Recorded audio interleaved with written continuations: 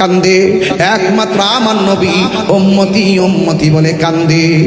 আমার নবীর কদম মুবারক ফুলে যায়, আমার নবীর চেহারা মুবারকের মধ্যে পানি মুবারক জমে যায়। দুনিয়ার জমিনে নবী সেজদায় পড়ে এমন কান্না কাঁদছে, আমার নবীর কদম মুবারক গুলা ফুলে গেছে।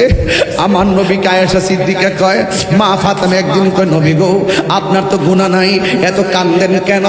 আমার নবী বলে উম্মতের জন্য। ও নবী গো সেজদা দিয়া পড়ে কি কোন? কয় উম্মতকে যেন আমার আল্লাহ মাফ করে দেয়। সেজদায় পড়ে শুধু এই কথাই বলি। আমার নবী পাথর আঘাত খাইয়া সেজদার মধ্যে পড়া উম্মতি উম্মতি বলে কান্দে।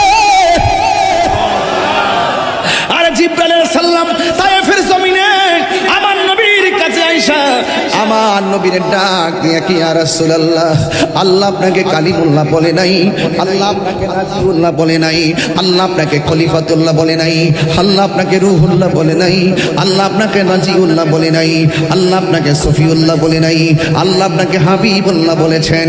ইয়া রাসূলুল্লাহ, ইয়া হাবিবাল্লাহ, নবী গো আমি জিবরাইল আপনার কাছে ওহী নিয়ে আসি, আর আমার সামনে আপনাকে পাথর মারে তাকদা তাকদা যুবকের দলে, আমার সহ্য হয় না।